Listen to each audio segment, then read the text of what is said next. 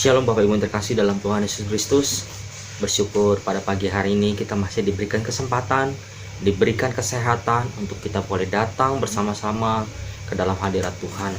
Dan pada pagi hari ini sebelum kita mulai ibadah kita pada pagi hari ini, kita siapkan hati dan pikiran kita untuk kita boleh masuk dalam doa syafaat kita pada pagi hari ini.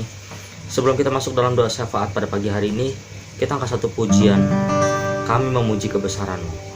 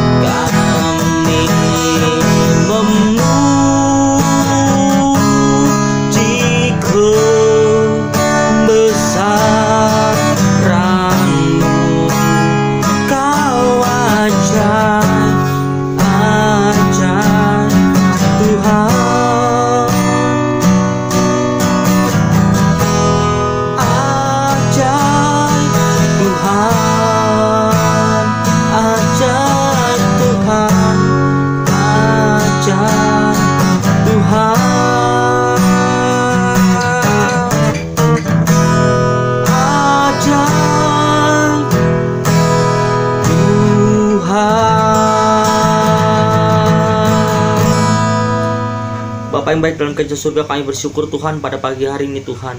Kami datang ke dalam hadirat-Mu Tuhan, membawa doa pujian penyembahan kami Tuhan. Sebelum kami mulai dalam ibadah kami Tuhan, kami masuk dalam doa syafaat pada pagi hari ini Tuhan. Kami mau berdoa Tuhan Yesus secara khusus pada pagi hari ini untuk bangsa dan negara yang kami cintai Tuhan, Indonesia Tuhan. Biarlah damai ada atas bangsa kami Tuhan. Shalom ada atas bangsa dan negara kami Tuhan.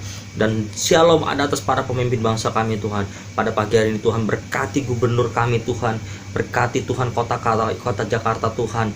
Berkati Tuhan para pemerintahan-pemerintahan di Indonesia Tuhan. Berkati Tuhan Bapak Presiden kami Tuhan. Berkati Bapak Jokowi serta Ma'ruf Amin Tuhan. Berkati Tuhan pakai beliau untuk menjadi saluran berkat Tuhan. Bahkan membawa bangsa kami semakin cinta sama Tuhan. Berkati setiap keputusan-keputusan diambil Tuhan. Bahkan terlebih saat ini Tuhan, ada beberapa kota-kota yang terdampak bencana alam Tuhan. Kami percaya Tuhan, di dalam pemerintahan Bapak Presiden kami Tuhan, semuanya dapat tertangani dengan baik Tuhan. Karena kami percaya Tuhan, di dalam kepemimpinan para pemimpin bangsa kami Tuhan, mereka semua mengandalkan Engkau ya Tuhan. Biarlah Tuhan pimpin bangsa kami, Tuhan jaga bangsa kami. Bapak, kami berdoa Tuhan untuk gubernur kami Tuhan di Jakarta Tuhan, Bapak Anies Baswedan beserta wakilnya Bapak beserta seluruh staf jajaran di Jakarta. Tuhan berkati ya Bapak setiap keputusan-keputusan yang diambil untuk kota Jakarta Tuhan, terlebih Tuhan di masa PSBB saat ini ya Bapak. Biarlah Tuhan, kami percaya Tuhan membuat kota ini menjadi tentram, menjadi tenang, menjadi aman dan damai ya Tuhan. Kami percaya Tuhan, kota Jakarta akan semakin indah di hadapan Tuhan. Terlebih Tuhan, kota-kota yang ada di Indonesia Tuhan, berkati para pemimpin-pemimpin daerah ya Bapak. Pakai para pemimpin daerah untuk bersatu hati membawa bangsa kami yang tercinta ke dalam tangan kasih Tuhan. Biarlah Tuhan melalui setiap proses-proses yang ada Tuhan, bangsa dan negara kami ini semakin takut sama Tuhan. Bangsa dan negara kami ini semakin tunduk sama Tuhan. Dan biarlah Tuhan, setiap lutut boleh bertelut, setiap lidah boleh mengaku bahwa hanya Yesus Tuhan di atas segala-galanya ya Bapa. Kami bersyukur Tuhan Yesus, biarlah Tuhan berkati dan jaga, lindungi bangsa kami dari Sabang sampai Merauke, dari Pulau Alor sampai Pulau Rote. Tuhan pelihara, Tuhan jaga, dan Tuhan lindungi Bapak.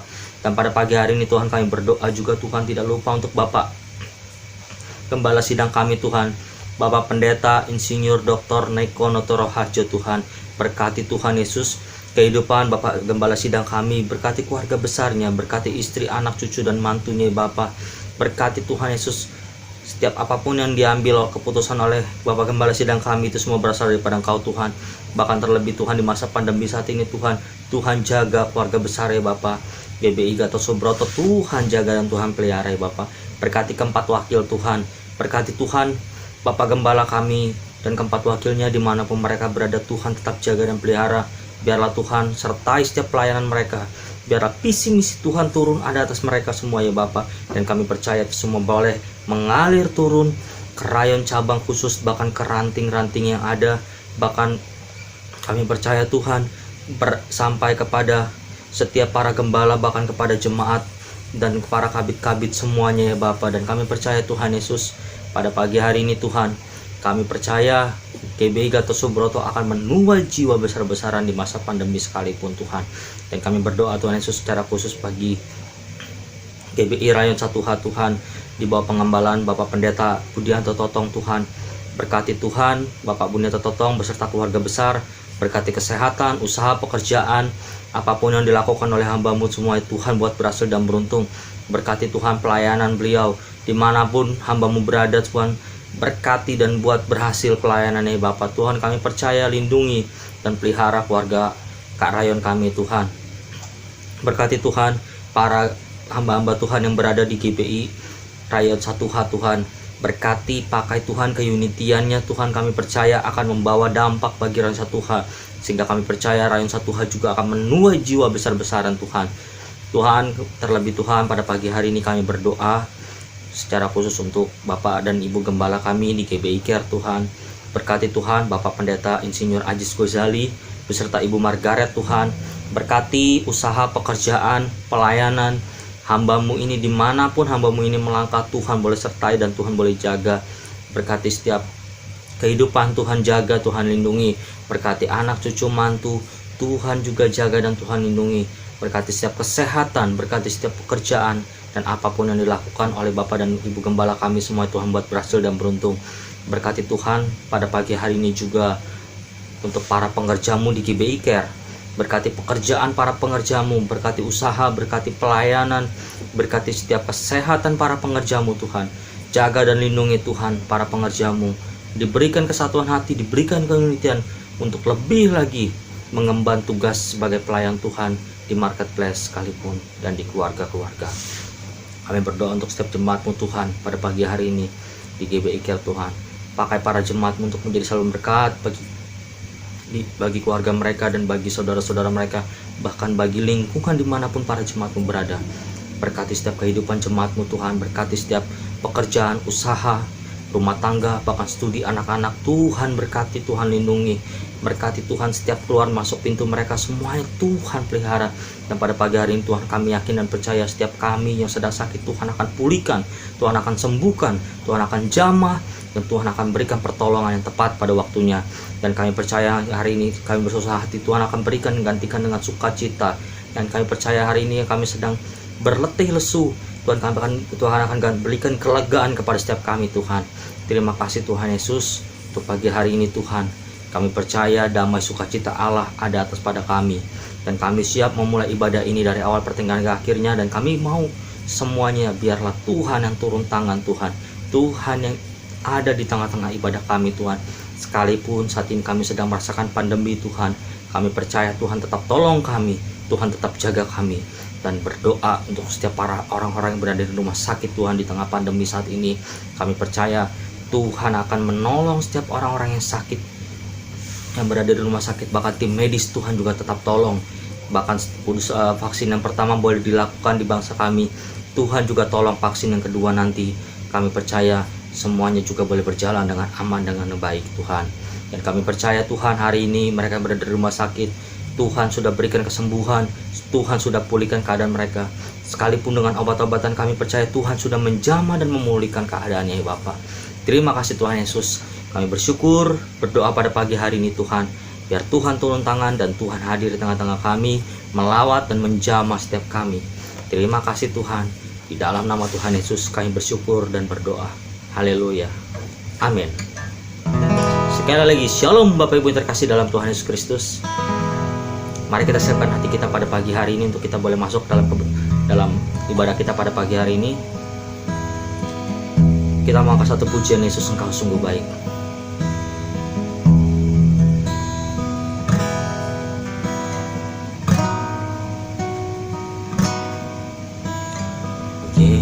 Yesus, Kau sungguh baik. Yesus, namamu indah. Yesus, ku cinta Kau selalu, ku tinggikan, ku agungkan selamanya. Katakan Yesus, Kau sungguh baik. Yesus, Kau sungguh baik. Yesus, namamu indah. Yesus, ku cinta Kau selalu, ku tinggikan, ku agungkan selamanya. Ku mau memujimu, ku mau memujimu,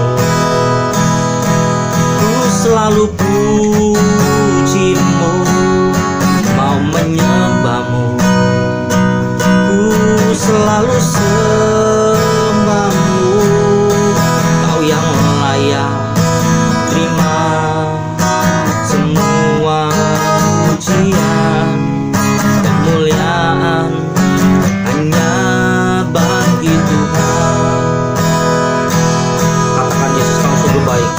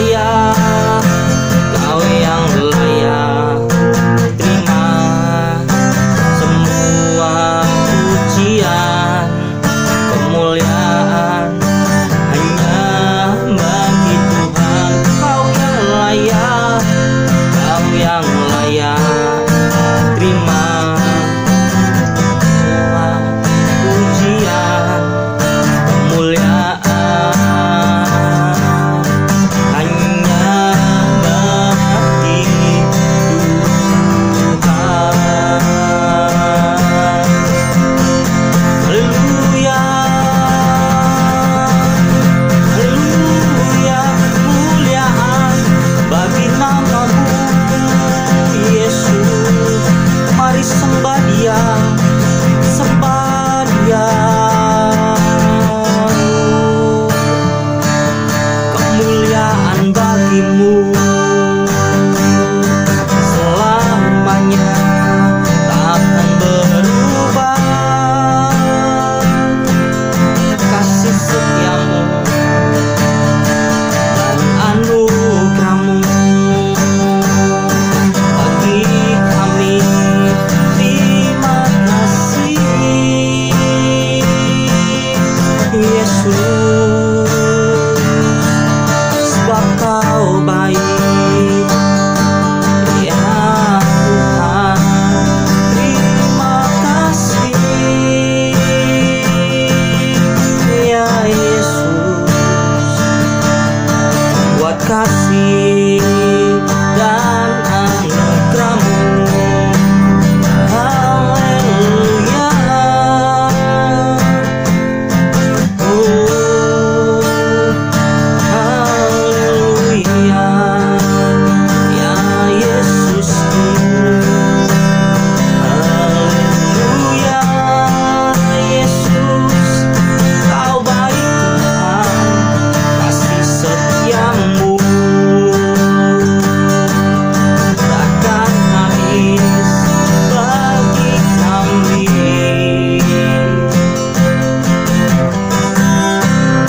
Karya terbesar dalam hidupku, pengorbananmu yang selamatkanku.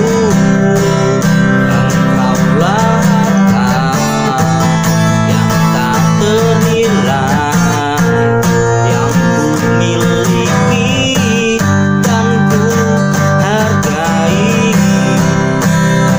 Yesus, Engkau kagumi. Sekali katakan karya terbesar. Karya terbesar dalam hidupku, pengorbananmu yang selamatkanku. Engkaulah harta yang tak ternilai, yang ku miliki dan ku hargai. Yesus, Engkau kagumi. Sekali katakan karya terbesar. Karya terbesar dalam hidupku, pengorbananmu yang selamatkanku. Lah harta yang tak ternilai, yang ku miliki dan ku hargai. Yesus, Engkau kagumi. Yesus, Engkau kagumi. Yesus, Engkau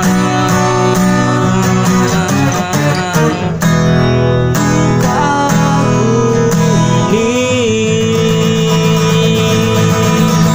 Haleluya.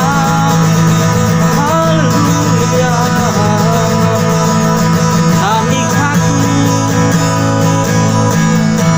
Kami kagum akan Engkau, akan kasih-Mu dan kebaikan-Mu. Ya Yesus, Tuhan, kasih setiamu besar bagi kami. Ya Yesus, haleluya. Oh, haleluya.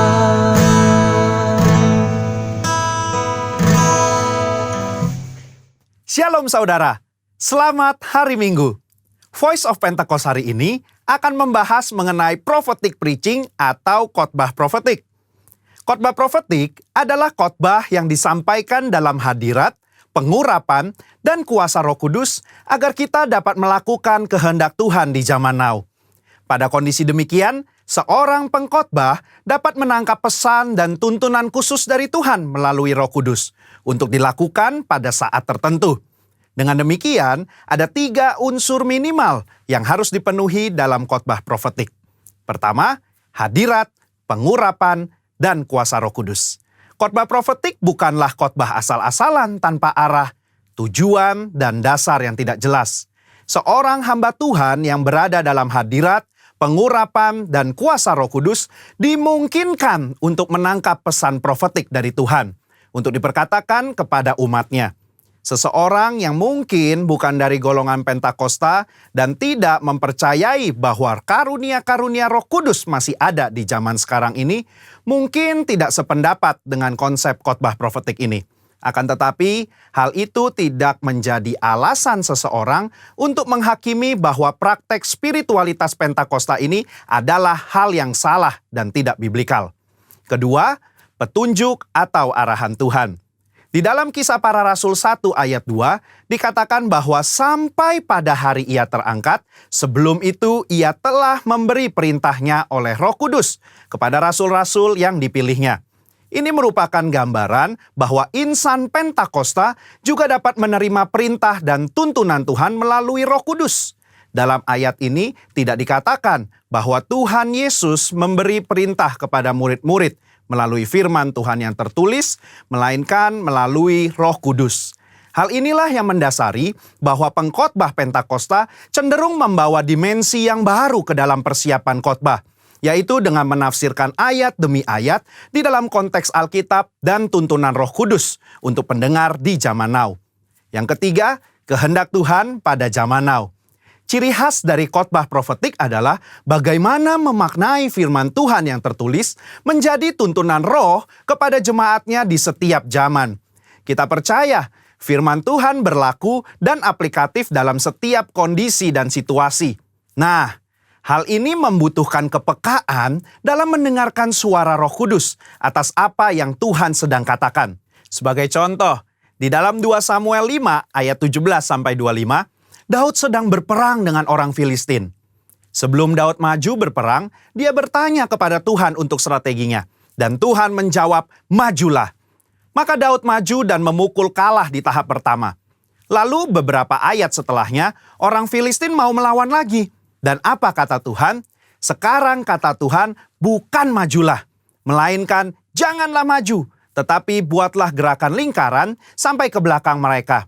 Inilah yang dikatakan orang Pentakosta ketika kita menekankan khotbah profetik yang mengikuti tuntunan Roh. Kalau Daud tidak bertanya dan mendengarkan Tuhan pada serangan yang kedua, bisa jadi dia kalah karena berasumsi strategi Tuhan sama dengan yang pertama.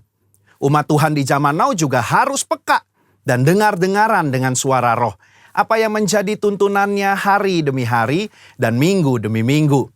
Sehubungan dengan pembahasan ketiga unsur khotbah profetik di atas, maka pesan Tuhan dalam khotbah profetik terkait menengking badai dan masuk dalam persembunyian bukanlah sebuah inkonsistensi maupun khotbah plin-plan yang membuat jemaat bingung, melainkan pesan Tuhan yang progresif terkait dengan apa yang menjadi kehendak Tuhan yang harus disampaikan kepada jemaat untuk dilakukan. Alkitab juga memberikan contoh yang sangat kuat tentang khotbah profetik, di mana para rasul mencari solusi atas sebuah masalah dengan tuntunan Roh Kudus, firman Tuhan, dan komunitas orang percaya saat itu. Di dalam Kisah Para Rasul 15, di sana sedang terjadi masalah di gereja mula-mula, di mana orang non-Yahudi diminta untuk disunat dan mengikuti hukum Musa. Apa yang para pemimpin lakukan di dalam memutuskan hal tersebut? Kisah Para Rasul 15 ayat 15-17, Yakobus mengutip firman Tuhan dari Amos dan dia menafsirkan ayat tersebut menurut konteks pada zaman itu dengan menyederhanakan ratusan hukum Taurat menjadi beberapa hal saja, yaitu tidak boleh makan makanan yang dipersembahkan kepada berhala, jauh dari percabulan dan daging binatang yang mati dicekik, dan dari darah. Ketika mereka mengirim keputusan itu kepada gereja-gereja, itu adalah keputusan Roh Kudus dan keputusan kami. Ini adalah contoh nyata dari khotbah profetik yang menjawab masalah. Yakobus mengutip firman Tuhan dari kitab Amos dan bersama komunitas yang dipenuhi Roh Kudus menafsirkan dan memberikan pesan profetik untuk gereja mula-mula di zaman itu. Hal inilah yang mendasari bagaimana seorang pengkhotbah yang dipenuhi Roh Kudus harus bisa memberikan tuntunan kepada jemaat sesuai dengan kebenaran firman Tuhan pada zaman now. Kesimpulannya, khotbah profetik merupakan khotbah yang dihasilkan dari pengkhotbah yang berada dalam hadirat, pengurapan, dan kuasa Roh Kudus, di mana kondisi tersebut memungkinkan seorang pengkhotbah untuk mendapatkan tuntunan, arahan, dan pesan khusus dari Tuhan melalui Roh Kudus. Sebagai insan Pentakosta, kita juga menerima dan merindukan khotbah-khotbah yang profetik di seluruh komunitas kudus dimanapun kita berada. Pesan profetik ini memungkinkan seseorang untuk menangkap dan melakukan apa yang menjadi kehendak dan tuntunan Tuhan pada zaman di mana ia hidup. Sehingga dengan penuh keyakinan kita menjalani kehidupan yang berkemenangan bersama Tuhan. Amin. Saudara, untuk penjelasan lebih lengkapnya dari tim teologi kami, jangan lupa buka link yang ada di atas atau scan barcode yang tersedia. Tuhan Yesus memberkati.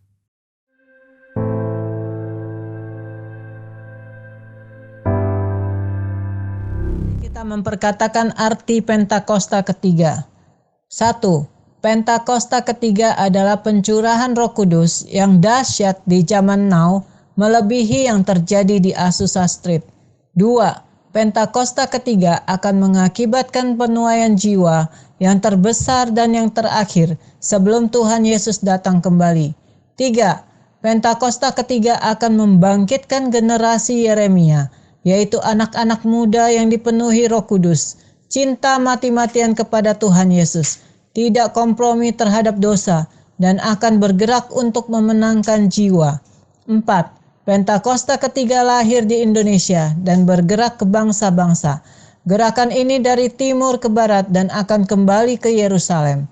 5. Pentakosta ketiga akan memberikan kuasa untuk menyelesaikan amanat agung, dan setelah itu Tuhan Yesus datang kembali. Amin. Mari kita mau sama-sama memperkatakan visi dan nilai GBI Rayon 1H. Visi GBI Rayon 1H menjadi keluarga kerajaan Allah yang memenangkan jiwa-jiwa bagi dunia. Dengan nilai ikrar: 1. Integritas, 2. Keintiman, 3. Rendah hati, 4. Antusias inovatif, 5. Rela berkorban. Segala kemuliaan bagi nama Tuhan Yesus. Kini tiba saatnya kita masuk dalam kebenaran firman Tuhan pada pagi hari ini yang akan disampaikan oleh hambanya PDP Herlando Budiman Putra. Mari kita siapkan hati dan pikiran kita untuk kita boleh menerima kebenaran firman Tuhan pada pagi hari ini. Kita katakan segala pujian dan syukur hanya bagi Tuhan. Kau Tuhan yang selamatkanku, terima kasih Yesus.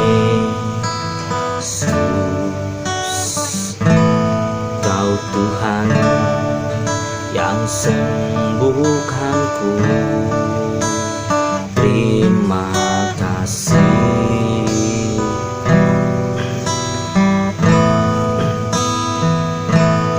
Kau Tuhan yang pulihkanku, terima kasih Yesus. Kau Tuhan memberkatiku, terima kasih, terima kasih. Segala pujian dan syukur hanya bagimu Yesus. Dengan apakah ku balas kasih-Mu?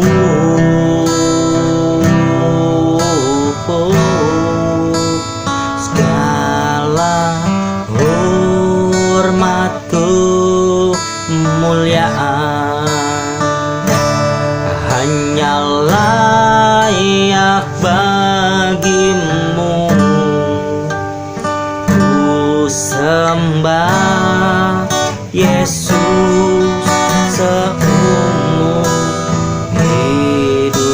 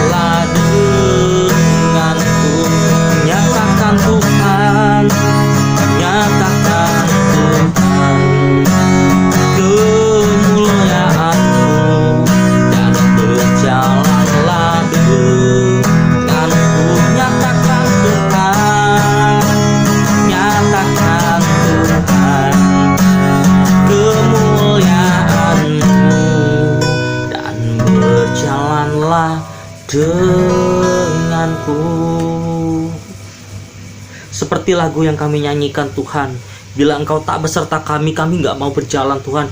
Bila Engkau tak beserta kami Tuhan, kami nggak mau melangkah Tuhan. Karena kami percaya di dalam setiap kehidupan kami perlu Tuhan. Di dalam setiap waktu kami perlu Tuhan. Di dalam setiap langkah-langkah yang kami ambil, bahkan keputusan-keputusan yang kami ambil, kami perlu Tuhan di dalam setiap kehidupan kami Tuhan. Bapa, kami bersyukur Tuhan, pada pagi hari ini kami sudah memuji dan menyembah Tuhan. Kini tiba saatnya Tuhan, kami mau duduk di dalam hadirat-Mu Tuhan. Berkati Tuhan hamba-Mu PDP Herlando Budiman Putra Tuhan. Berkati beliau Tuhan, berkati pakai Tuhan. Setiap firman yang keluar dari mulut Tuhan itu semua berasal daripada Engkau, dan kiranya Engkau saja yang berfirman atas kami semua Tuhan. Dan biarlah Tuhan Roh Kudus memberikan kekuatan, memberikan kami hikmat, sehingga apapun yang kami boleh dengar itu semua berasal daripada Engkau, dan kami diberikan kekuatan untuk kami melakukan di dalam setiap kehidupan kami sehari-hari. Terima kasih Tuhan Yesus, kami serahkan waktu ke depan ke dalam tangan kasih Tuhan. Biarlah Tuhan yang beracara di dalam setiap kebenaran firman-Mu. Terima kasih Tuhan, di dalam nama Tuhan Yesus Kristus kami berdoa dan bersyukur. Haleluya. Amin. Shalom. Kembali lagi kita mau sama-sama merenungkan kebenaran firman Tuhan. Mari kita mau bersatu dalam doa. Bapa, kami ucap syukur kepada Engkau, kami boleh ada sampai dengan hari ini semua karena penyertaan dan perlindungan yang Tuhan berikan buat kehidupan kami. Sebentar kami mau merenungkan kebenaran firman-Mu, kami ingin belajar Tuhan apa yang ingin Tuhan sampaikan dalam setiap kehidupan kami, menjadi kekuatan, teguran, bahkan nasihat buat kami, bahkan menjadi pegangan kehidupan kami, menjalani sebagai orang percaya Tuhan. Terima kasih Bapa, Kau berkati dan mau suci kuduskan hamba-Mu ini Tuhan, baik pikiran, hati Tuhan, dan lidah bibirnya Tuhan, supaya perkataan yang disampaikan adalah kebenaran firman Tuhan yang berasal dari Engkau. Dan setiap kami yang mendengarkan pun Tuhan, Engkau berkati supaya kami boleh membuka hati, membuka pikiran kami boleh fokus Tuhan akan kebenaran firman-Mu ini, sehingga setiap benih ilahi yang boleh ditaburkan itu boleh bertumbuh, berkembang, bahkan menjadi berkat dalam setiap hidup kami semua. Dan kami menolak Tuhan setiap kuasa iblis, roh jahat yang coba mengambil benih-benih ilahi tersebut. Kami patahkan kuasanya di dalam nama Yesus Kristus. Pada akhirnya kami serahkan otoritas pemberitaan firman-Mu ini hanya ke dalam kuasa tangan Roh Kudus yang memberkati kami. Terima kasih Tuhan, kami serahkan pemberitaan-Mu, pemberitaan firman-Mu dari awal pertengahan hingga pada akhirnya di dalam nama Tuhan Yesus Kristus. Haleluya. Amin. Haleluya. Sekali lagi shalom buat kita semua, Jemaat GBI Laguna Pluit yang dikasih Tuhan. Kembali lagi kita mau sama-sama belajar dan merenungkan kebenaran firman Tuhan. Nah, saat ini saya ingin membahas satu kebenaran firman Tuhan dengan tema orang percaya pasti sukses. Kenapa saya angkat tema ini? Sangat baik buat kita semua, apalagi di awal tahun ini ya, berkaitan dengan apakah kita akan sukses atau gagal di tahun 2021 ini. Tapi kita percaya dan kita tetap punya iman bahwa kita sebagai anak-anak Tuhan pasti sukses, pasti berhasil. Amin. Ya. Jadi sukses atau gagal itu seringkali dikaitkan oleh setiap manusia dengan hal-hal yang duniawi, karena masih banyak atau tidak sedikit ya, bukan hanya orang yang di luar percaya kepada Tuhan kita Yesus Kristus, tapi bahkan anak-anak Tuhan, orang-orang percaya tidak sedikit masih percaya kepada ramalan atau hal mistik lainnya, ya sio, zodiak, elemen, tanggal lahir, ya, atau feng shui-nya gimana, atau rumah, posisi rumahnya, usahanya bagaimana.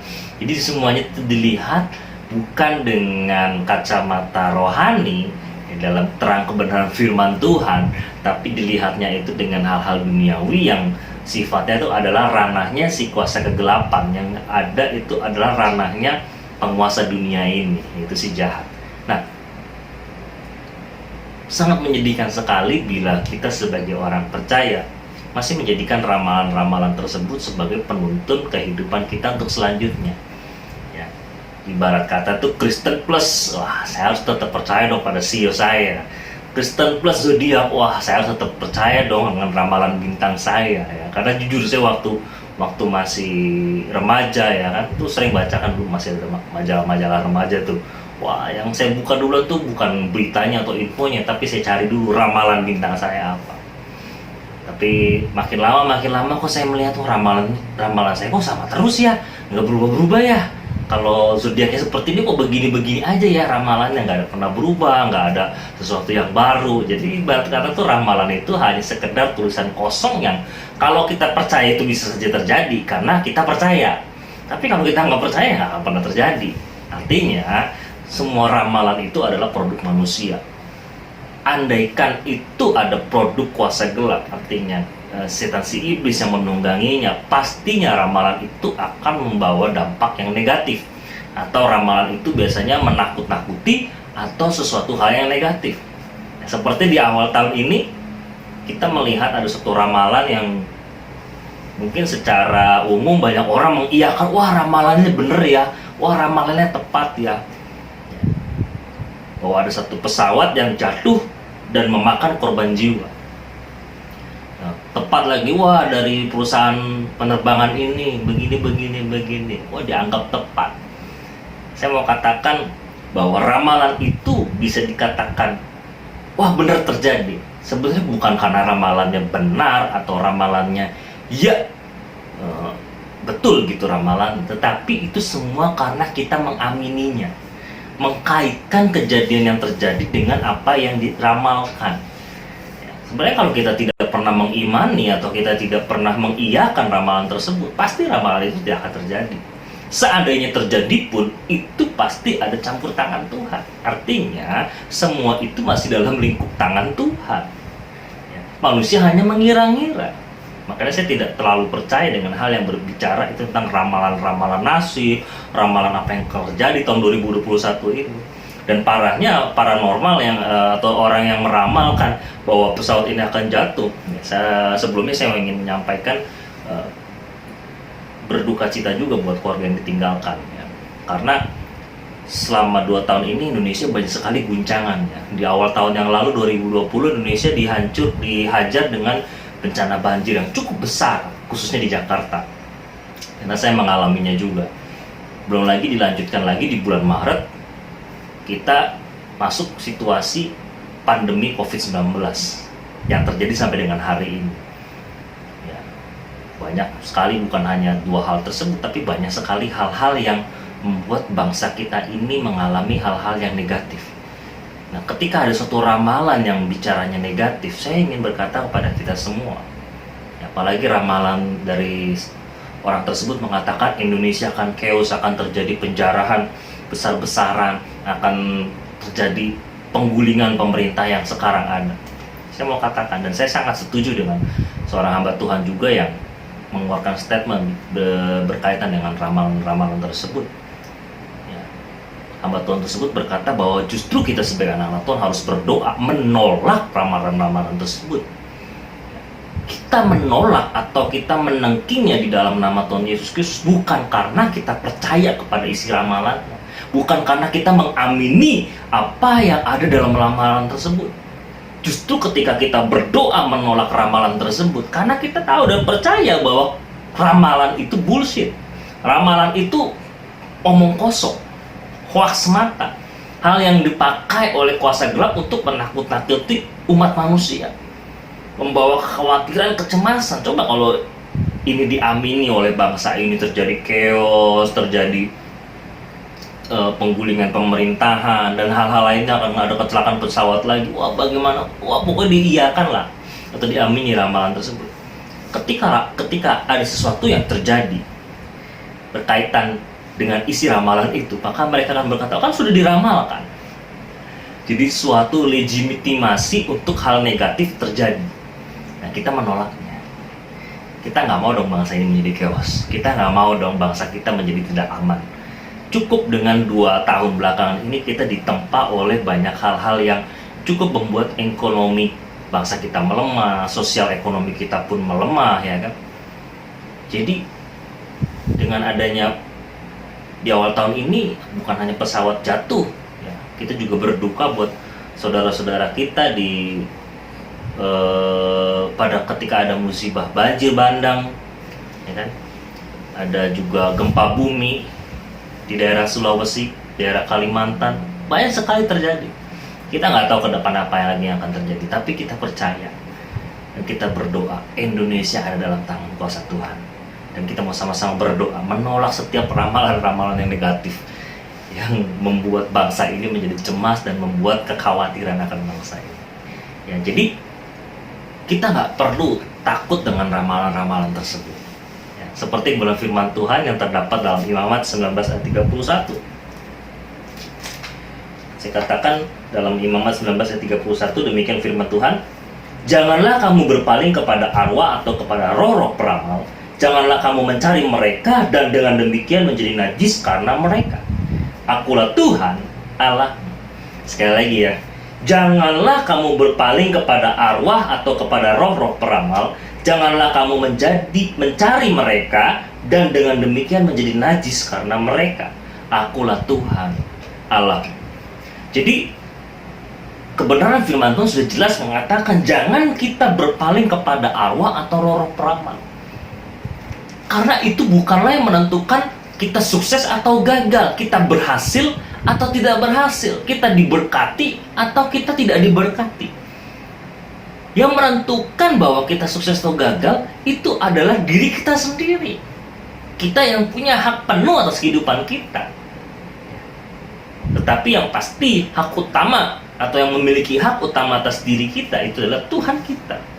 Baru kita mengelola kehidupan kita sesuai dengan apa yang Tuhan perkatakan kepada kita. Itu yang benar, bukan karena ramalan atau kita didrive oleh ramalan-ramalan atau sio-sio, zodiak-zodiak, ramalan-ramalan bintang atau hal-hal lainnya, tanggal lahir kita, hari baik. Apalagi bentar lagi akan ada merayakan buat saudara-saudara kita yang merayakan tahun baru Imlek. Banyak orang mencari keberuntungan di situ. Saya sebagai orang percaya, saya ingin mau katakan sebagai hamba Tuhan, jangan kita lagi-lagi terlibat. Meskipun itu suatu tradisi atau suatu kebudayaan, tapi kita ambil yang memang tidak bertentangan dengan kebenaran firman Tuhan. Jangan kita justru malah ikut di dalamnya. Kita ke kuburan berdoa di sana, ya, membawa makanan di sana, berdoa di sana. Saya mau katakan, kita tidak ada lagi hubungannya dengan orang-orang yang telah mati. Mungkin orang tua kita sudah meninggal. Benar, orang tua kita itu kita punya hubungan antara orang tua dengan anak. Tetapi ketika orang tua kita meninggal, kita tidak ada lagi ikatan secara nyata. Artinya kita nggak punya lagi ikatan yang nyata. Apalagi kita berdoa untuk orang yang sudah meninggal atau berbicara kepada orang yang sudah meninggal. Makanya Tuhan jelas sekali mengatakan jangan engkau berpaling kepada arwah atau roh-roh peramal. Ya. Boleh nggak sih orang Kristen ke kuburan? Boleh. Tapi jangan berdoa, jangan meminta, apalagi membawa makanan ke sana atau apapun lah hal-hal yang memang tidak bersesuai dengan kebenaran firman Tuhan. Tapi kalau kita ke kuburan, ya, untuk membersihkan kuburan orang tua kita, membersihkan kuburan keluarga kita, dengan tujuan apa? Supaya orang melihat kita sebagai anak, kita sebagai keluarga merawat di mana jenazah itu dimakamkan dengan baik, supaya orang melihat, oh iya dia memang anak yang baik. Ya. Bukan hanya sayang ketika orang tuanya hidup, tetapi ketika meninggal pun, wah, kuburannya tetap rapi, tetap diingat. Artinya mengingat bahwa orang tuanya pernah ada. Jadi kuburan itu sebenarnya peringatan bahwa orang yang meninggal itu pernah ada. Tapi bukan berarti untuk dihormati, didoakan terus, diberikan sesuatu. Tidak. Apalagi meminta peruntungan di tempat tersebut. Atau datang kepada orang-orang pintar untuk memanggil arwah-arwah orang tua kita. Atau datang ke roh peramal-peramal yang meminta supaya orang tua kita menyampaikan apa yang menjadi peruntungan kita di tahun ini. Ini kebenaran firman Tuhan sangat membenci hal tersebut. Jadi sukses atau gagal seseorang itu tergantung kepada responnya. Jadi respon kita untuk menghadapi suatu kehidupan ini melalui suatu pencobaan, pergumulan, masalah, itulah yang menentukan orang gagal atau sukses, bukan dari ramalan. Kalau kita melihat keadaan sekarang, pandemi masih saja terjadi, bukan hanya bicara kesehatan kan, tapi sosial ekonomi terjadi, wah, terguncang semuanya. Bagi orang-orang dunia ini cukup menakutkan. Tapi kita sebagai orang percaya, kita nggak usah takut. Nggak usah takut dalam artian kita nggak usah juga jadi konyol gitu. Ya, tapi kita tetap menjaga apa yang harus kita lakukan. Protokol kesehatan kita tetap harus lakukan. Ya. Kenapa? Supaya kita sukses melewati pandemi ini. Jangan karena ada vaksin orang akhirnya banyak yang abai. Ya, kalau saya melihat banyak orang ketika vaksin tiba, wah banyak orang yang abai, merasa bahwa kalau vaksin sudah tiba semuanya selesai. Tunggu dulu. Bukan karena ada vaksin terus pandemi ini langsung selesai, nggak bisa begitu prosesnya. Kalau virusnya sudah bermutasi, kalau virusnya itu berbeda dari vaksin yang akan kita terima, apakah bisa langsung selesai? Pasti belum tentu. Ya sudah, kalau begitu kita berpikir ngapain vaksin kalau begitu? Oh, tunggu dulu juga. Vaksin itu sangat perlu untuk apa? Mencegah virus yang ada dalam vaksin itu menyerang kita. Jadi kita sudah punya antibodi untuk melawan virus yang sudah dilemahkan di dalam vaksin tersebut. Seandainya memang ada virus yang bermutasi, itu di luar kekuatan kita. Kewajiban kita sekarang apa sebagai orang percaya? Melakukan apa yang pemerintah katakan. Kan firman Tuhan jelas. Hormati juga pemerintah-pemerintah, karena itu adalah tangan kanan Tuhan juga yang Tuhan percayakan untuk mengatur bangsa ini untuk menjadi baik. Saya percaya bahwa pemerintah membeli vaksin, mengadakan vaksinasi itu bukan buat sekedar bisnis semata. Ada orang bilang, oh ini bisnis saja. Oh, ada yang bilang lagi segala hal macam-macam dikaitkan dengan apalah gitu. Tapi saya mau katakan, kita harus vaksin. Gak usah takut, wah nanti ada barcode-nya, ada apanya segala macam. Gak usah. Karena yang mengerikan itu bukan bicara, oh nanti ada apanya-apanya, tapi itu pikiran kita kok sebenarnya. Jadi orang sukses atau gagal itu respon yang pertama itu pemikirannya dulu harus dibenerin. Ya, logikanya tuh harus jalan. Vaksin itu memang perlu. Kalau buat kita sebagai orang percaya, ya kita harus tetap berjuang, berikhtiar, mencari cara. Makanya orang gagal itu mudah menyerah, dia tidak optimis. Orang yang gagal atau orang yang tidak sukses itu biasanya mudah menyerah, tidak optimis. Banyak orang yang sekarang terkena dampak oleh COVID-19. Mereka kenapa tidak bisa survive? Karena mereka menyerah terhadap keadaannya itu dan tidak optimis. Dibayangi dengan ketakutan. Makanya saya katakan, apakah pandemi COVID-19 ini ada kuasa gelap di dalamnya? Saya mau katakan tidak sepenuhnya. Kenapa? Iblis hanya menunggangi. Iblis hanya memakai pandemi ini untuk menteror manusia. Bukan berarti iblis yang menciptakan pandemi ini. Iblis cuma numpang, karena kehidupannya selalu numpang. Prinsipnya iblis itu yang penting ada hal negatif, dia tumpangi. Makanya kalau ada ramalan-ramalan negatif, iblis langsung masuk tuh ke dalam pikiran kita. Ya. Karena yang paling gampang diserang oleh iblis apa? Pikiran, logika manusia. Makanya kalau logikanya ngaco, gampang sekali diteror oleh iblis. Makanya orang gagal itu pasti mudah menyerah. Tidak optimis, tidak melihat ada jalan keluar bagi apa yang ia hadapi sekarang. Ya sudah, dia menyerah saja, give up. Tetapi orang sukses itu adalah orang yang mau berusaha terus, mencoba, berikhtiar. Apa yang dia bisa lakukan, dia lakukan. Ya. Dan pastinya punya tujuan. Orang yang mudah menyerah tuh karena dia nggak punya tujuan, dia nggak tahu apa goalnya. Tapi orang yang sukses, dia tahu apa tujuannya. Makanya kalau tahun 2021 ini kita mau sukses, diawali dengan apa? Kita berusaha dulu, kita mencoba melakukan apa yang kita bisa. Kalau dalam situasi pandemi begini ya kita lakukanlah protap 3M, ya, mencuci tangan, ya, memakai masker, menjaga jarak, menghindari kerumunan. Sebisa mungkin kita lebih banyak di rumah dibandingkan di luar rumah. Menjaga imunitas tubuh kita supaya kita tetap sehat dan fit. Karena kita tidak tahu, kita lawan kita itu tidak terlihat. Ya. Karena virus itu sangat kecil, dia bisa ada di mana saja, berterbangan di mana saja. Oleh karena itu, kita harus menjadi orang yang sukses itu berusaha mencoba, berikhtiar, punya tujuan. Bukan orang yang hopeless. Jadi respon yang terpenting untuk menghadapi percobaan. Jadi orang sukses atau gagal itu bukan, sekali lagi saya tekankan, bukan karena ramalan, bukan karena sio, zodiak, ataupun tanggal lahirnya, atau apapun itu. Tetapi adalah orang sukses atau gagal itu apa yang menjadi responnya dengan apa yang dia hadapi. Respon terhadap percobaan-percobaan yang terjadi dalam kehidupannya. Respon yang dikeluarkan ketika dia menghadapi suatu permasalahan atau pergumulan. Ya. Kenapa? Karena rumus kehidupan itu ada rumusnya, yaitu TRH. T plus R sama dengan H. T itu tantangan, plus R itu adalah respon, sama dengan H itu hasil. Jadi tantangan di tantangan plus respon sama dengan hasil. Jadi kalau kita mau punya hasil yang baik, otomatis kita harus punya respon yang baik. Tantangan itu adalah segala sesuatu yang terjadi di sekeliling kita, baik dalam kehidupan kita secara pribadi ataupun dalam kehidupan sosial kita, dalam keluarga kita, usaha kita, pelayanan kita. Tantangan itu pasti ada.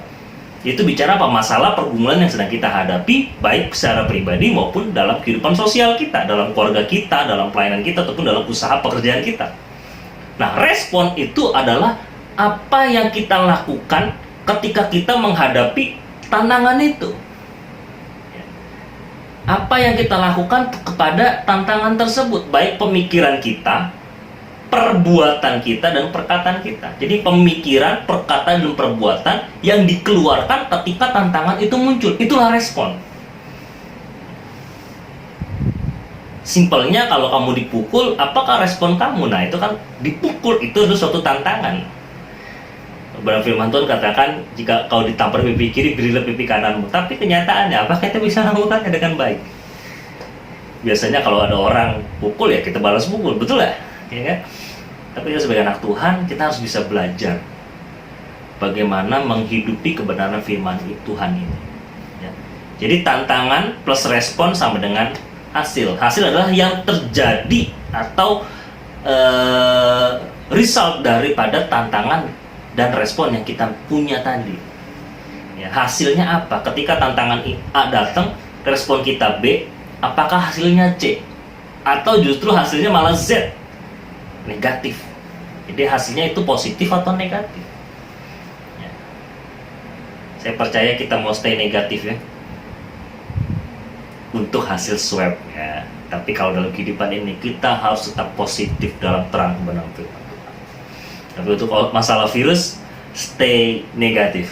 Mau rapid test, mau rapid swab ya, ataupun swab PCR, harus selalu negatif. Beberapa hari lalu saya tes rapid swab, diambil cairannya, negatif. Puji Tuhan. Artinya sampai hari ini saya percaya itu semua karena kebaikan Tuhan, atas perlindungan dan penyertaan Tuhan, sehingga keluarga saya masih terus dijaga oleh Tuhan ya. Nah, kalau kita melihat kepada tantangan dalam Yosua, kita akan melihat satu tokoh kebenaran firman Tuhan yang bernama Yosua. Dalam Yosua 1 ayat yang kedua dikatakan demikian firman Tuhan, hambaku Musa telah mati, sebab itu bersiaplah sekarang, seberangilah sungai Yordan ini, engkau dan seluruh bangsa ini, menuju negeri yang akan kuberikan kepada mereka, kepada orang Israel itu. Jadi seorang Yosua menghadapi suatu tantangan, yaitu apa? Hambaku Musa telah mati. Siapa Musa? Musa adalah mentor dari Yosua dan Kaleb. Dikatakan hambaku Musa telah mati, sebab itu bersiaplah sekarang dan seberangilah sungai Yordan ini. Tuhan memerintahkan Yosua untuk mempersiapkan dirinya. Setelah dia mempersiapkan diri, baru lakukan action apa? Menyeberangi sungai Yordan. Menyeberangi sungai Yordan bukan berbicara dia menyeberangi seorang diri, tetapi dia harus membawa bangsa Israel yang saat itu keluar dari tanah Mesir. Bersiaplah sekarang, seberangilah sungai Yordan ini, engkau dan seluruh bangsa ini, menuju negeri akan kuberikan kepada mereka, kepada orang Israel itu. Dan ini adalah generasi-generasi yang menyeberang bersama dengan Yosua adalah generasi-generasi muda. Kenapa saya katakan generasi muda? Karena generasi pendahulu yang keluar dari tanah Mesir itu banyak yang sudah meninggal di padang gurun. Tuhan sengaja musnahkan di padang gurun. Kenapa? Karena sempat memberontak kepada Musa. Sehingga Tuhan berkata, angkatan ini tidak akan pernah melihat tanah Kanaan atau tanah perjanjian. Makanya yang Yosua hadapi ini double portion ya kan. Satu, bangsa Israel itu pasti bangsa yang tegar tengkuk, bangsa yang tidak mudah percaya. Kedua, masalahnya apa? Ini bangsa yang dipimpin oleh Yosua adalah generasi kedua dari yang keluar dari tanah Mesir. Bukan generasi pertama yang melihat laut terbelah dua, melihat 10 tulah, melihat pertolongan Tuhan selama 40 tahun di padang gurun. Bukan. Tetapi ini adalah bangsa yang tidak pernah melihat atau secara langsung melihat bahwa Laut Merah itu terbelah menjadi dua dan mereka berjalan di tengahnya. Dan sekarang dihadapkan mereka harus menyeberang sungai Yordan, bukan cuma sekedar bicara menyeberang sungai yang kecil atau sungai tinggal bikin, bukan masalah itu, tapi ini berbicara melangkah dengan iman. Karena bukan hanya sekedar menyeberang sungai Yordan, tetapi di depan sana ada bangsa-bangsa yang akan menjadi lawan mereka untuk supaya mereka mendapatkan tanah Kanaan atau tanah perjanjian. Jadi mereka bukan lenggang kangkung masuk tanah Kanaan ya kan, santai-santai untuk masuk ke tanah Kanaan, tapi ketika mereka menyeberangi sungai Yordan, perjalanan kerohanian mereka akan dimulai. Mereka akan melawan bangsa-bangsa yang ada di tanah perjanjian tersebut untuk merebut tanah perjanjian yang menjadi janji Tuhan kepada mereka. Ini tantangan Yosua. Saya katakan tadi kan, tantangan. Lalu apa respon Yosua? Bisa saja dia kata, waduh berat banget Tuhan, dan gue balik ke Mesir deh, ini jadi sama kayak angkatan yang lama loh. Tapi Yosua sudah membuktikan dirinya ketika Musa hidup.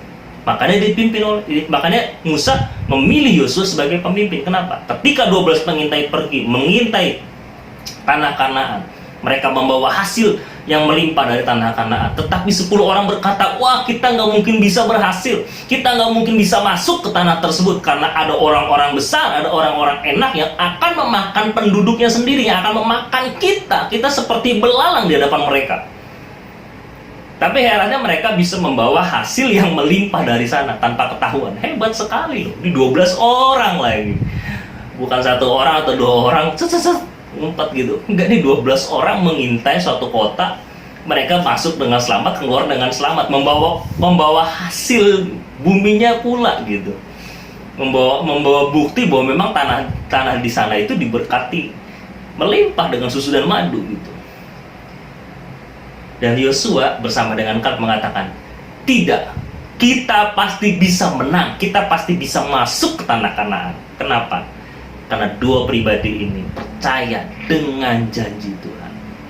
Jadi responnya, apa yang dilakukan Yosua ketika Tuhan mengatakan bersiaplah untuk menyeberangi sungai Yordan, membawa bangsa yang tegar tengkuk tadi yang belum tentu percaya dengan mujizat Tuhan, karena mereka tidak melihat perkara-perkara besar ketika bangsa ini keluar dari tanah Mesir, 10 tulah dan Laut Merah terbelah menjadi 2.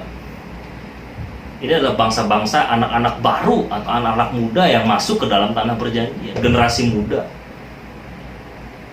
Tapi apa yang dilakukan oleh Yosua? Yosua 1 ayat 11 mengatakan demikian. Jalanilah seluruh perkemahan dan perintahkanlah kepada bangsa itu demikian. Sediakanlah bekalmu, sebab dalam 3 hari kamu akan menyeberangi sungai Yordan ini untuk pergi menduduki negeri yang akan diberikan Tuhan Allahmu kepadamu untuk diduduki. Hal pertama yang dilakukan oleh Yosua punya ketaatan. Padahal kalau kita melihat track record bangsa Israel ini adalah bangsa yang tidak taat. Mereka memberontak dalam Bilangan 14 ayat 4. Ya, ini peristiwa setelah 12 pengintai. Mereka berkata, baiklah kita mengangkat seorang pemimpin lalu pulang ke Mesir. Ketika 10 pengintai mengatakan hal yang negatif, bangsa ini menjadi kecewa, pahit hati kepada Musa. Karena Musa membawa mereka kepada, ibarat kata, gue udah selamat dari Mesir, tapi kenapa lu bawa ke tempat yang gak aman? Mereka berharapnya ketika keluar dari Mesir, mereka kan hidup enak, nyantai. Nggak bisa begitu. Tuhan mau bangsa ini dibentuk lagi, dibuat menjadi bangsa yang kuat. Tapi apa yang terjadi? Mereka memberontak. Bangsa Israel tidak taat. Tetapi Yosua menunjukkan kepada kita suatu teladan yang pertama, ketaatan. Yosua sebelumnya memang dikatakan siapkanlah dirimu. Jadi dia mempersiapkan dirinya. Setelah dirinya siap, dia baru bisa dikatakan, baru dia bisa melakukan apa? Perintah yang Tuhan perintahkan kepadanya. Makanya firman Tuhan datang kepada Yosua, perintahkan kepada bangsa itu. Bagaimana Yosua bisa memberikan perintah kepada bangsa tersebut kalau Yosua sendiri tidak punya ketaatan kepada Tuhan? Sebagai bukti bahwa dia orang yang layak untuk memimpin bangsa Israel. Jadi mereka, bangsa Israel, adalah bangsa yang memang tidak taat. Dalam Bilangan 14 ayat 29 dikatakan, di padang gurun ini bangkai-bangkaimu akan berhantaran semua tanpa kecuali karena kamu telah bersungut-sungut kepadaku. Ini berbicara tadi ya, generasi-generasi yang akhirnya musnah di padang gurun ketika mereka memberontak. Bukan hanya kepada Musa masalahnya, tapi ketika mereka meragukan Musa, mereka tidak setuju dengan Musa, mereka tidak taat kepada Musa, itu sama saja mereka tidak taat kepada Tuhan. Dalam hal ini, kalau kita tidak mendengarkan apa yang disampaikan oleh kebenaran firman Tuhan yang disampaikan oleh para hamba Tuhan, sama saja kita tidak taat. Sama saja kita tidak mau mendengar apa yang menjadi perintah Tuhan. Jadi saya maunya kita ketika firman Tuhan disampaikan, kita harus bisa fokus mendengarkan firman tersebut dan mau melakukan kebenaran firman Tuhan tersebut. Kenapa? Karena dari berkat ketaatan Yosua, yang pertama, dalam Bilangan 14 ayat 30 dikatakan, bahwasannya kamu tidak akan masuk ke negeri yang dengan mengangkat sumpah telah kujanjikan akan kuberi kamu diami, kecuali Kaleb bin Yefun dan Yosua bin Nun. Ya.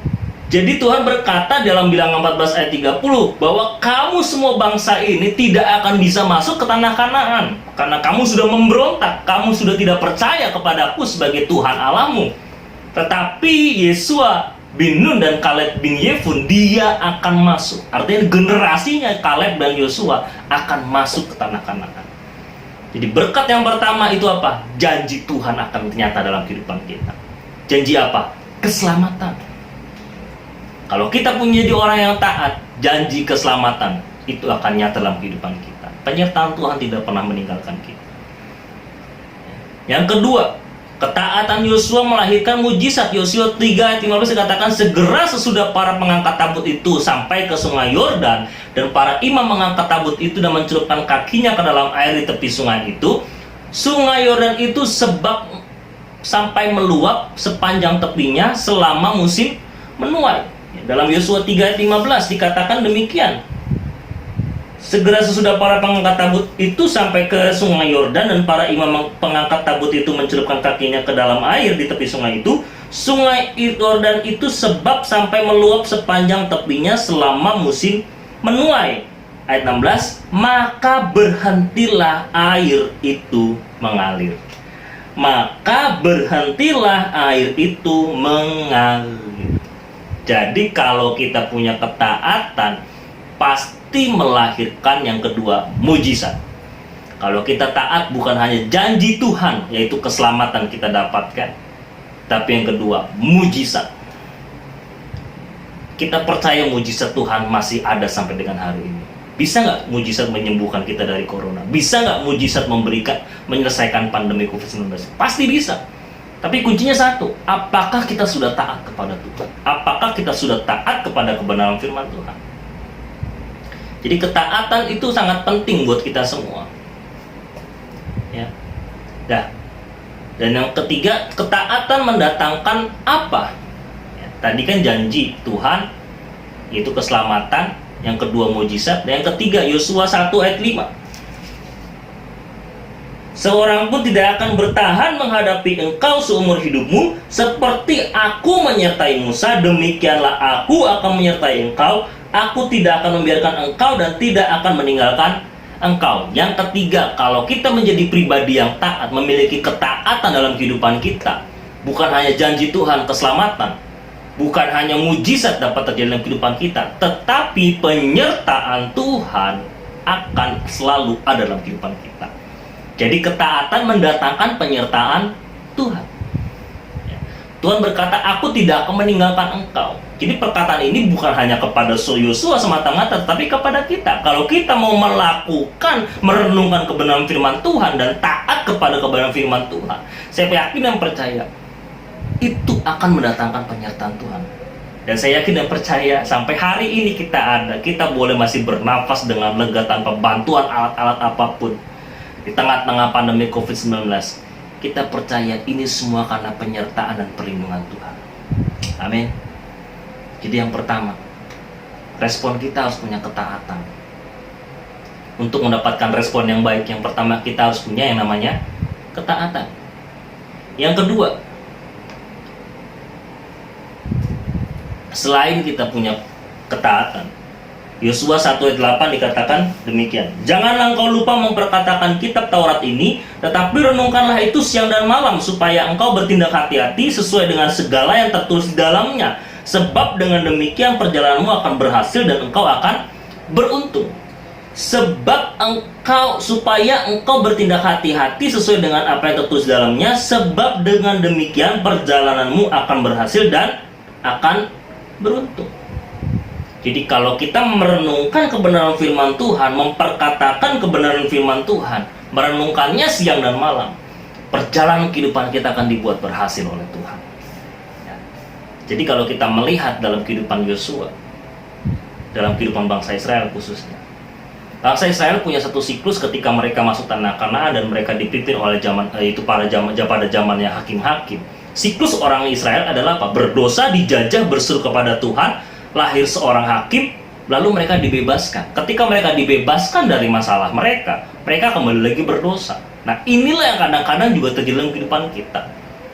Kita berdosa, akhirnya mendatangkan masalah dalam kehidupan kita. Kemudian kita berseru kepada Tuhan, dan Tuhan mendengar seruan kita, Tuhan memberi solusi. Ketika solusi itu keluar, solusi itu datang, kita mendapatkan damai sejahtera, hidup kita tenang kembali. Tapi ketika kita hidup tenang kembali, sekali lagi kembali kita berputar seperti siklusnya bangsa Israel. Kita berdosa lagi, masalah datang lagi. Kemudian kita berseru lagi, solusinya ada, damai sejahtera turun, balik lagi kembali. Kalau kita tidak mau keluar dari siklus tersebut, yang kedua apa? Tadi pertama ketaatan, yang kedua perbuatan, tindakan kita yang harus kita perbaiki. Jadi respon kita bukan hanya bicara ketaatan, tapi perbuatan kita. Perbuatan itu bicara apa? Di waktu yang lalu saya sempat singgung bahwa perbuatan yang kita anggap suatu kebenaran dan dilakukan terus-menerus, itu akan menjadi sebuah karakter. Dan karakter yang akan kita pegang dalam tahun ini adalah tahun integritas. Itu karakter yang berintegritas. Jadi kalau kita mau supaya kita tidak lagi berulang-ulang masuk di dalam dosa dan masalah, perbaiki karakter kita. Dengan apa? Perbuatan-perbuatan kita. Kita koreksi. Di tahun 2020 apa yang salah, kita perbaiki di 2021 ini. Ya. Ada satu statement. Jadi perbuatan bangsa Israel itu selalu berulang-ulang, yaitu apa? Melupakan Tuhan, melakukan jahat. Karena melupakan Tuhan, mereka melakukan yang jahat di mata Tuhan. Ketika mereka melakukan yang jahat di mata Tuhan, mereka tidak lagi beribadah kepada Tuhan, tapi beribadah kepada Baal. Sama dengan kita. Kalau kita melupakan Tuhan, pasti kita akan menjadi orang yang melakukan kejahatan. Ketika kita melakukan kejahatan, kita tidak lagi percaya Tuhan, tapi kita percaya kepada penguasa dunia. Jadi, ini Alkitab itu up to date banget. Sekalipun kita lihatnya dari perjanjian lama. Karena berkenaan dengan kehidupan kita. Ya, jadi, para hakim-hakim pun ya, kalau kita baca itu di Hakim-Hakim 3 ayat 7, Hakim 4 ayat 1, Hakim 6 ayat 1, Hakim 10 ayat 6, bahkan Hakim 13 ayat 1. Ya, ketika Samuel dilahirkan sebagai nabi yang terakhir, mereka tetap, bangsa Israel ini kembali kepada siklusnya, berdosa dan berdosa. Ya, jadi penting buat kita bahwa jangan kita mengulanginya. Karena ada suatu statement yang dikatakan oleh George Washington, yaitu pendiri Amerika, yang mengatakan it is impossible to rightly govern the world without God and the Bible. It is impossible to rightly govern the world without God and the Bible. Sangat tidak mungkin memerintah dunia dengan benar tanpa Tuhan dan Alkitab. Artinya firman Tuhan. Jadi George Washington sebagai pendiri Amerika mendasarkan Alkitab sebagai dasar negara. Tapi kalau kita lihat belakangan ini Amerika, apa yang terjadi? LGBT sudah dilegalkan. Bahkan di Colorado itu ada rekreasi marijuana, ganja. Wow. Otoritas Alkitab sudah tidak lagi menjadi kebenaran yang absolut. Bahkan Alkitab ditolak oleh 72% dari warga Amerika Serikat. Mereka hanya percaya kepada apa? Hal-hal yang duniawi. Sekularisme mereka. Tidak lagi percaya kepada kebenaran firman Tuhan. Dan ada satu statement yang sangat diberkati sekali saya di dalamnya, yaitu oleh seorang hamba Tuhan yang bernama Evangelist Billy Graham, yang mengatakan bahwa when wealth is lost, nothing is lost. When heart is lost, something is lost. When character is lost, all is lost. Kalau saya terjemahkan begini, when wealth is lost, nothing is lost. Ketika kekayaan hilang, sebenarnya nggak ada yang hilang. When heart is lost, something is lost. Ketika kesehatan hilang, ada yang hilang. When character is lost, all is lost. Ketika karaktermu hilang, semuanya sudah hilang. Ini perkataan dari Evangelis Billy Graham. Kenapa? Karena faktanya karakter itu menjadi penentu kehidupan seseorang. Orang bisa sukses atau gagal bukan hanya ketaatannya kepada Tuhan, tetapi yang kedua, tindakan atau perbuatannya, yaitu karakternya. Karena 85% karyawan itu dipecat, masalahnya itu karena punya karakter yang buruk. Kalau kita melihat kepada di negara kita, korupsi di Indonesia, 80% pelakunya adalah orang-orang yang mengenyam pendidikan perguruan tinggi. Jadi bukan orang bodoh, orang yang tidak terdidik yang melakukan tindakan korupsi. Justru orang-orang yang pintar sebenarnya. Tetapi mereka justru malah bertindak yang tidak menguntungkan. Ya. Jadi penting buat kita sekarang, ya, bahwa kita harus punya karakter yang benar di hadapan Tuhan. Ya. Jadi karakter itu harus berpadanan dengan pengetahuan kita dan juga keterampilan kita. Saya pernah sampaikan di kebenaran firman Tuhan sebelumnya, ketika saya 2 minggu yang lalu saya pernah sampaikan bahwa karakter, pengetahuan, keterampilan itu harus kita miliki bersamaan. Tidak bisa kita berkata, oh pengetahuan itu paling penting supaya kita sukses. Nggak bisa. Oh keterampilan itu harus paling penting supaya kita sukses. Tidak bisa. Atau karakter saja juga tidak bisa. Tetapi ketiganya harus saling mengikat satu dengan yang lain supaya kita menjadi orang yang sukses. Jadi ketaatan, yang kedua perbuatan kita. Dan yang terakhir, Yosua 1 ayat 9 dikatakan demikian. Bukankah telah kuperintahkan kepadamu, kuatkan dan teguhkanlah hatimu, janganlah kecut dan tawar hati, sebab Tuhan Allahmu menyertai engkau kemanapun engkau pergi. Hal yang ketiga, yaitu bicara apa? Kita punya keyakinan terhadap perintah Tuhan. Kita punya keyakinan kepada perintah Tuhan, yaitu kebenaran Tuhan yang absolut. Dalam Yosua dari ayat 1 sampai ayat yang ke-9, di situ dikatakan kuatkan dan teguhkanlah hatimu. Ayat 6, ayat 7, hanya kuatkan dan teguhkanlah hatimu dengan sungguh-sungguh. Ayat 9, bukankah telah kuperintahkan kepadamu, kuatkan dan teguhkanlah hatimu, jangan kecut dan tawar hati. Ini diulang secara 3 kali, mengatakan bahwa ini adalah satu hal yang penting. Bahwa kalau kita mau jadi orang yang sukses, bukan hanya ketaatan kepada Tuhan, bukan hanya tindakan atau perbuatan kita, karakter kita harus menjadi benar, tetapi yang ketiga, kita punya keyakinan terhadap perintah Tuhan. Jangan kita bimbang dengan apa yang menjadi perintah Tuhan, atau kita bimbang terhadap kebenaran firman Tuhan. Maka dikatakan kuatkan dan teguhkanlah hatimu, jangan kita ragu atau bimbang. Kecut dan tawar hati dalam Amsal 24 ayat 10 dikatakan, jika engkau tawar hati pada masa kesesakan, kecillah kekuatanmu. Amsal 24 ayat 10 dikatakan, jika engkau tawar hati pada kesesakan, kecillah kekuatanmu. Tawar hati itu sama dengan putus asa. Dalam terjemahan bahasa Indonesia masa kini, tawar hati itu sama dengan putus asa. Dalam terjemahan firman Allah yang hidup dikatakan tidak tahan uji. Jadi orang yang tawar hati itu adalah orang yang putus asa dan orang yang tidak tahan uji. Menyerah tadi saya katakan, orang yang gagal itu nggak bisa berusaha, dia nggak bisa mencoba, tapi dia menyerah, tidak optimis dengan apa yang dia lakukan atau dengan hidupnya sendiri.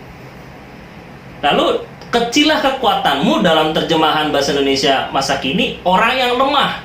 Dalam terjemahan yang lama, kuasamu lemah. Artinya apa? Jadi kalau kecil kekuatan kita, kita menjadi orang yang lemah. Kalau orang tawar hati, dia nggak punya kekuatan untuk menjalani kehidupannya. Kalau orang itu pahit hati, kalau orang itu putus asa, maka dia tidak bisa lagi berjuang dalam kehidupannya, tidak bisa fight lagi dalam kehidupannya. Jadi akibat kecut dan tawar hati apa? Masalah dalam kehidupan kita. Kita punya tawar hati. Ketika kita tawar hati, muncul yang namanya stres. Ketika kita stres, kita depresi. Setelah depresi ini menumpuk, maka kita bunuh diri. Nah, kalau di tengah-tengah pandemi ini, makanya kalau kita menghadapi pandemi ini, kita jangan sampai kita tawar hati atau kecut hati karena pandemi ini, sehingga membuat kita stres. Kita menjadi kecewa dan merasa tidak percaya dengan kuasa Tuhan. Membuat kita akhirnya depresi ketika kita dinyatakan positif.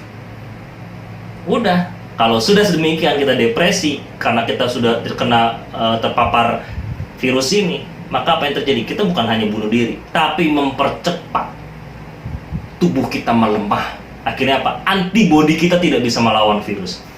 Tapi kalau kita bersuka cita, kita percaya di pertolongan Tuhan, sekalipun kita positif, kalau Tuhan mau menolong kita, kalau Tuhan yakin dengan apa yang iman kita miliki, saya yakin dan percaya antibodi itu akan melawan virus itu dengan cepat. Ya. Jadi intinya jangan kita menjadi orang-orang yang mudah menyerah. Karena sukses atau gagal itu saya tadi dikatakan, kita ada ketaatan kepada Tuhan. Yang kedua, bagaimana perbuatan kita. Yang ketiga, keyakinan kita kepada Tuhan. Karena menurut WHO, kasus bunuh diri, satu orang bunuh diri itu setiap 40 detik. Di dunia ini ya, setiap 40 detik. Jadi kalau saya khotbah udah 40 menit nih, berarti kurang lebih udah berapa orang tuh yang bunuh diri. 1 menit aja itu udah hampir 2 orang yang mau bunuh diri. Tapi jangan kita bunuh diri karena mendengarkan firman Tuhan ya. Jangan. Tapi kita harus punya semangat ketika firman Tuhan disampaikan, kita semangat kembali. Saya tutup dengan suatu kesaksian dari seorang pesepak bola yang bernama Ricardo Kakak. Pada usia 18 tahun dia mengalami cedera punggung yang serius ketika dia berenang, sehingga dokter memvonis dia bahwa dia tidak bisa lagi bermain sepak bola. Bahkan hal yang terburuknya, dokter berkata dia akan mengalami lumpuh akibat cedera tersebut. Dan sisa hidupnya itu hanya yang dia jalani hanyalah kelumpuhan. Artinya dia tidak bisa lagi bergerak secara maksimal, nggak bisa lincah. Terbatas pergerakannya karena ada cedera di punggung ketika dia berenang pada usia 18 tahun. Tapi apa yang terjadi? Siapa di dunia ini, apalagi di dunia yang gemar sepak bola ya, tidak mengenal seorang Ricardo Kakak? Dia sukses dengan karirnya sebagai pesepak bola profesional. Artinya apa? Dia tidak peduli dengan apa yang dokter katakan. Memang secara medis, wah, kamu nggak mungkin dia bisa kembali menjadi sehat atau menjadi pesepak bola profesional. Tapi karena dia mau taat melakukan kebenaran firman Tuhan, dia taat kepada iman yang dia percayai. Kemudian dia punya perbuatan, tindakannya. Dan dia yakin bahwa dia bisa. Inilah yang membuat dia akhirnya menjadi sukses sebagai pesepak bola profesional. Apakah kita mau seperti Ricardo Kakak? Tidak menyerah begitu saja dengan keadaan. Pandemi ini boleh terjadi, tapi jangan membuat kita menjadi lemah. Mari kita kuatkan kita kembali. Mari kita bersatu dalam doa. Bapa kami dalam surga, kami ucap syukur kepada Engkau. Berkati setiap kami yang mendengarkan kebenaran firman-Mu, supaya kami boleh menjadi orang-orang yang sukses Tuhan, bukan orang-orang yang gagal. Orang-orang yang terus mau berjuang, bukan orang yang mudah menyerah. Kami optimis Tuhan, kami punya tujuan. Sebab itu Tuhan, berkatilah setiap kami Tuhan, biarlah setiap benih ilahi yang ditaburkan menjadi kekuatan bagi tubuh kami, bagi kehidupan kami Tuhan, bagi tubuh kami. Sehingga ketika kami punya harapan, ketika kami memegang kebenaran firman-Mu Tuhan, tubuh kami pun Tuhan akan menghasilkan antibodi yang bisa melawan virus-virus Tuhan, terlebih lagi di tengah-tengah pandemi COVID-19 ini Tuhan. Berkati Tuhan setiap kami yang mendengarkan, mereka yang dalam pergumulan masalah, Kau berikan jalan keluar dan solusi Tuhan. Dan kami berdoa juga Tuhan untuk menolak setiap kuasa-kuasa kegelapan, roh-roh yang mengintimidasi, berita-berita yang negatif Tuhan. Kami tolak patahkan di dalam nama Yesus Kristus. Sehingga kami percaya hanya kebenaran firman Tuhan-Mu lah yang kami percaya. Biarlah Tuhan benih ilahi ini tertanam, bertumbuh, berkembang, dan berbuah dalam setiap kehidupan kami yang mendengarkan dan yang menyampaikan. Dan kami percaya Tuhan akan melawat dan menyertai kehidupan kami menjadi orang-orang yang sukses dan survive Tuhan di tengah-tengah pandemi ini. Terima kasih Tuhan, kami mengucap syukur kepada Engkau, dan kami telah berdoa bersama-sama, kita katakan amin. Sekali lagi saya mau sapa kita semua, Shalom, Tuhan Yesus memberkati. Haleluya, salam integritas.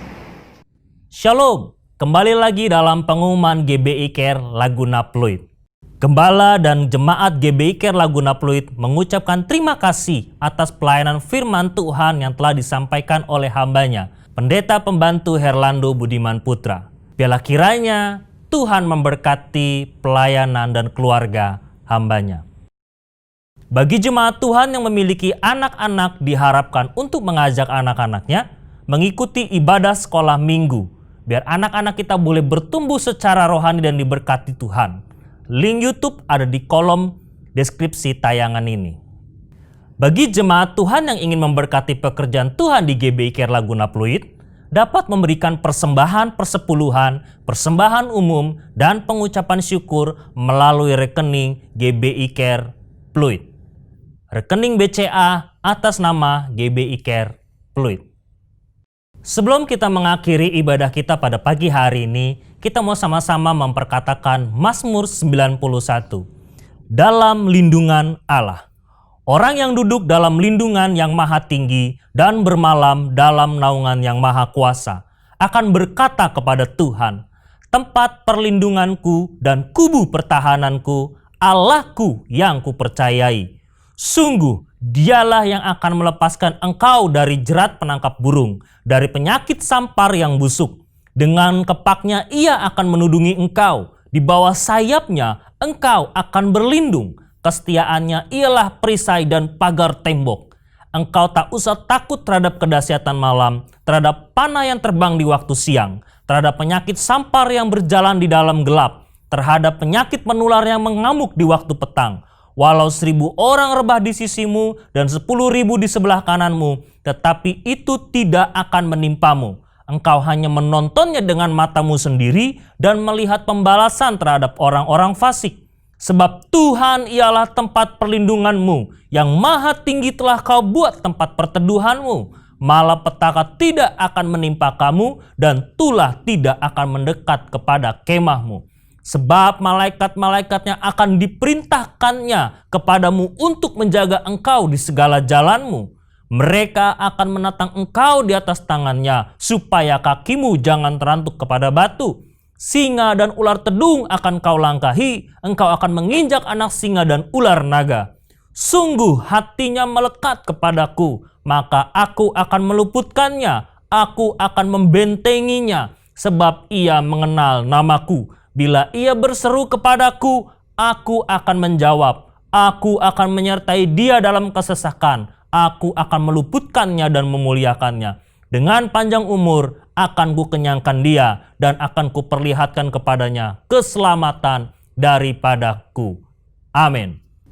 Sebelum kita menerima berkat daripada hambanya, mari kita bersatu dalam doa untuk menutup ibadah kita pagi hari ini. Bapa dalam surga, kami mengucap syukur kepada Engkau atas setiap penyertaan Tuhan di dalam ibadah ini, baik dari awal, pertengahan, hingga pada akhirnya. Kini saatnya Tuhan, kami akan berpisah satu dengan yang lain dan menerima berkat Tuhan daripada hamba-Mu. Sebelum kita menerima, kita naikkan satu pujian. Terima kasih Yesus. Terima kasih Yesusku, buat anugerah yang Kau beri bab hari ini. Tuhan, adakan syukur bagimu, syukur bagimu, syukur bagimu, syukur bagimu, syukur bagimu.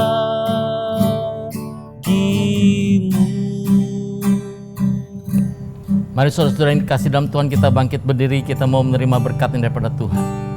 Saudara-saudara yang dikasih Tuhan, terimalah berkat sukacita damai sejahtera, kasih karunia yang begitu besar daripada Allah Bapa yang telah diberikan kepada kita masing-masing melalui anak yang tunggal, yaitu Tuhan kita Yesus Kristus. Di dalam pertolongan, penghiburan, dan persekutuan dengan Roh Kudus menyertai kita pada saat ini, bahkan sampai Tuhan datang menjemput kita di awan-awan, bahkan sampai selama-lamanya. Mari kita yang percaya, kita akan sama-sama amin. Tuhan memberkati.